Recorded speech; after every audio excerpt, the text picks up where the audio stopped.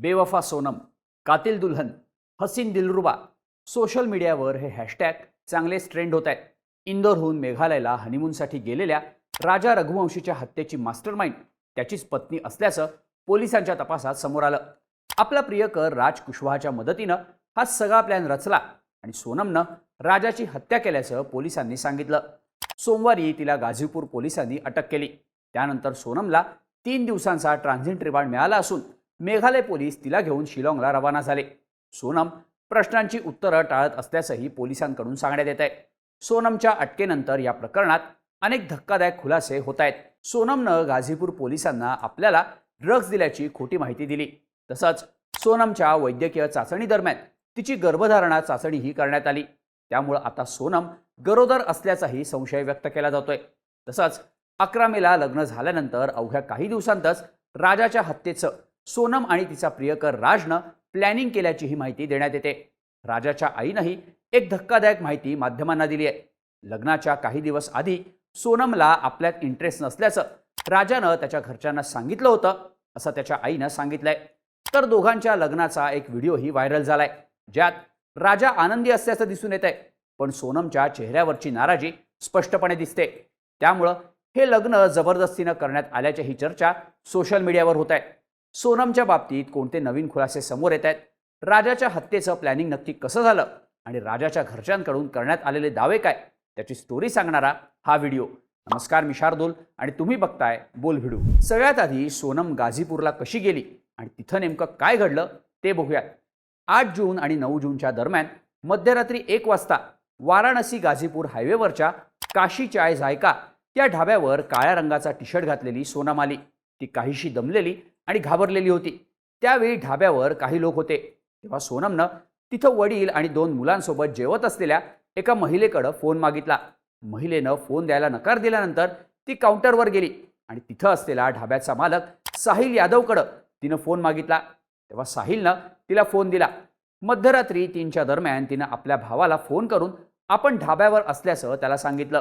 त्याच्याशी बोलताना सोनम सारखी रडत होती. याबाबत उत्तर प्रदेश पोलीसचे अतिरिक्त पोलीस महासंचालक अमिताभ यश यांनी माध्यमांना माहिती दिली. आपल्याला पोलीस पकडतील या भीतीनं सोनमनं आपल्याला जबरदस्ती ड्रग्ज दिल्याचा बनाव रचला. आपलं मेमध्ये लग्न झालं. मेघालयला हनीमूनला गेलो असताना काही लोकांनी आमच्याकडचं सोनं लुटण्याचा प्रयत्न केला. तेव्हा माझा नवरा राजा रघुवंशीनं मला वाचवण्याचा प्रयत्न केला. तेव्हा त्यांनी त्याची हत्या केली. नंतर त्यांनी मला किडनॅप करून एका खोलीत बरेच दिवस डांबून ठेवलं. तिथं आपल्याला जबरदस्ती ड्रग्ज देण्यात आले.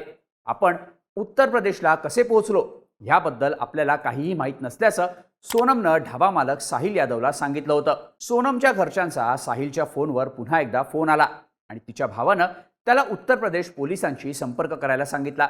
तिच्या घरच्यांनी मध्य प्रदेश पोलिसांनाही याबद्दल माहिती दिली. लगेचच गाझीपूर पोलीस ढाब्यावर आले.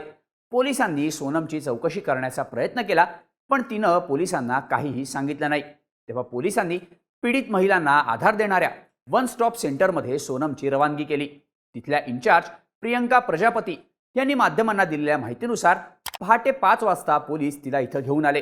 तेव्हा ती खूप थकलेली होती आणि तिला झोप येत होती. सोनमला नाश्त्यासाठी विचारणा करण्यात आली. तेव्हा तिनं फक्त चहा आणि बिस्किट खाल्लं आणि ती झोपली, असं प्रजापती यांनी सांगितलंय. सोनम एक वाईट प्लॅनर आहे. तिला पोलिसांच्या कार्यपद्धतीचा अंदाज नाही. आपण पीडित असल्याचं भासवून यातून सुटू शकतो असा तिचा डाव होता, पण तो डाव फसला, असं उत्तर प्रदेश पोलीसचे अतिरिक्त पोलीस महासंचालक अमिताभ यश यांनी माध्यमांना सांगितलं. डॉक्टरांच्या 3 सदस्यीय महिला वैद्यकीय पथकानं सोनमची सविस्तर वैद्यकीय तपासणी केली, ज्यामध्ये तिच्या मानसिक आणि शारीरिक स्थितीची तपासणी केली गेली. सोनम खूपच घाबरलेली आणि मानसिकदृष्ट्या धसका घेतलेल्या अवस्थेत दिसत होती. तपासणी दरम्यान तिला अशक्त वाटत होतं, ज्यामुळं तिला सकाळपासून एनर्जी ड्रिंक्स आणि ज्यूस देण्यात आलं. तिच्या शरीरावर कोणतीही बाह्य जखम किंवा खुणा आढळल्या नाहीत, असं वैद्यकीय अहवालातून स्पष्ट झालंय. धक्कादायक गोष्ट म्हणजे सोनमची गर्भधारणा चाचणीही करण्यात आली, ज्याचा अहवाल स्पष्टपणे येऊ शकलेला नाही. तिच्या गर्भधारणा चाचणीचा अहवाल अनिर्णित आल्याचं सांगण्यात येत आहे. एका आठवड्यानंतर पुन्हा एकदा सोनमची अल्ट्रासाऊंड चाचणी करण्याचा सल्लाही देण्यात आलाय. सुरुवातीच्या टप्प्यात प्रेग्नन्सी चाचणीचे अचूक निकाल मिळणं कठीण असतं. त्यामुळं सोनम प्रेग्नंट आहे की नाही हे कळण्यासाठी आणखी काही दिवस वाट पाहावी लागणार आहे असं डॉक्टरांचं म्हणणं आहे. त्यामुळं सोनम गरोदर असण्याची शक्यताही आता वर्तवली जात असल्यानं या प्रकरणात मोठा ट्विस्ट येणार का हे पाहणं महत्त्वाचं असणार आहे. राजा रघुवंशीची आई उमा यांनी सोनमवर आरोप करतानाच काही धक्कादायक खुलासे सुद्धा केलेत. 1 ऑक्टोबर 2024ला सोनम आणि राजाचं लग्न समाजातील विवाह नोंदणीतून जमलं होतं. हे लग्न जमल्यानंतर दोन्ही बाजूची कुटुंब आनंदात होती. सोनम आणि राजालाही हे लग्न मान्य होतं. पण साखरपुडा झाल्यानंतर सोनम राजासोबत वेळ घालवणं टाळायची. ती त्याच्याशी फोनवर सुद्धा बोलत नव्हती. ती त्याच्यासोबत बाहेर फिरायलाही जाणं टाळत होती. याबद्दल राजाच्या घरच्यांनी तिला विचारलं होतं. तेव्हा मला ऑफिसमध्ये खूप कामं असतात, मला फोन करायला वेळ नसला तरी राजा मला फोन करू शकतो असं सोनमनं त्याच्या घरच्यांना सांगितलं होतं. एकदा राजा सोनमला पिक्चरला घेऊन जाणार होता, पण तिच्या आईनं त्याला नकार दिला. आमच्या घरचे खूप स्ट्रिक्ट आहेत. लग्नाआधी मुलामुलींनी एकमेकांना भेटणं हे सोनमच्या वडिलांना आवडत नसल्याचं सोनमच्या आईनं राजाच्या घरच्यांना सांगितलं होतं. लग्न जमल्यानंतर तिला माझ्यात इंटरेस्ट नाही, मला हे लग्न करायचं नाही असं राजा एकदा मला म्हणाला होता असंही त्याच्या आईनं माध्यमांना सांगितलंय.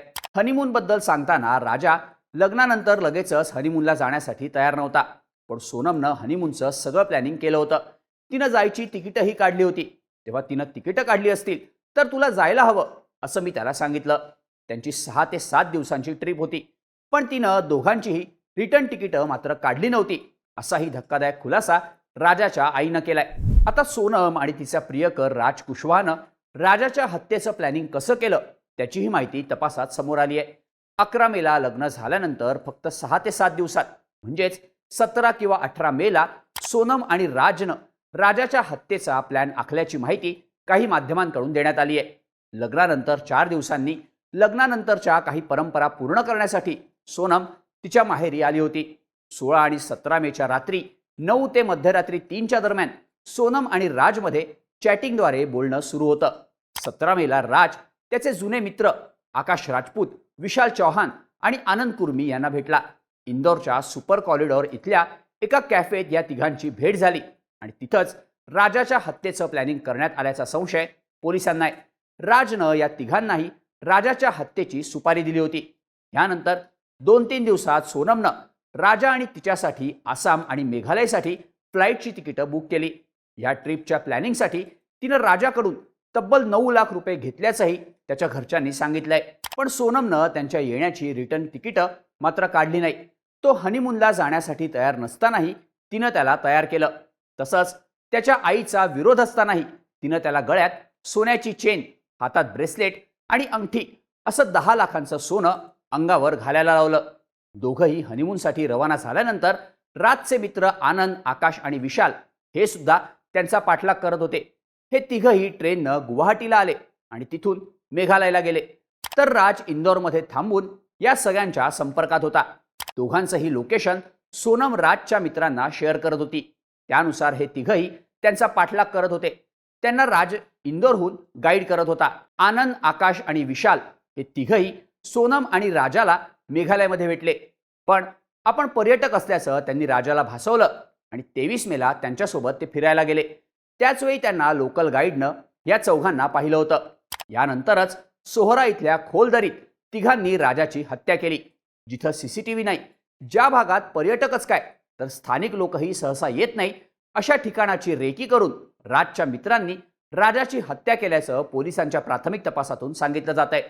राजाच्या मृत्यूनंतर त्याच्या अंत्यविधीला येणाऱ्या लोकांसाठी सोनमच्या वडिलांकडून 4 ते 5 गाड्या अरेंज करण्यात आल्या होत्या. त्यापैकी एका गाडीवर स्वतः राज ड्रायव्हर होता अशी ही धक्कादायक माहिती नातेवाईकांकडून देण्यात आली आहे. सोनमकडून ह्या तिघांना राजाची हत्या करण्यासाठी काही पैसे पाठवण्यात आले होते का याचाही तपास आता पोलिसांकडून केला जातोय. त्यामुळे राजाची हत्या नेमकी कशी आणि का केली याची माहिती सोनम, राज आणि त्याच्या तिन्ही मित्रांच्या चौकशीत समोर येणार आहे. या सगळ्या प्रकरणाबद्दल तुम्हाला काय वाटतं याबद्दलच्या तुमच्या प्रतिक्रिया आम्हाला कमेंट करून नक्की सांगा आणि अशाच माहितीपूर्ण व्हिडिओजसाठी बोलभिडूच्या YouTube चॅनलला सबस्क्राईब करायला विसरू नका.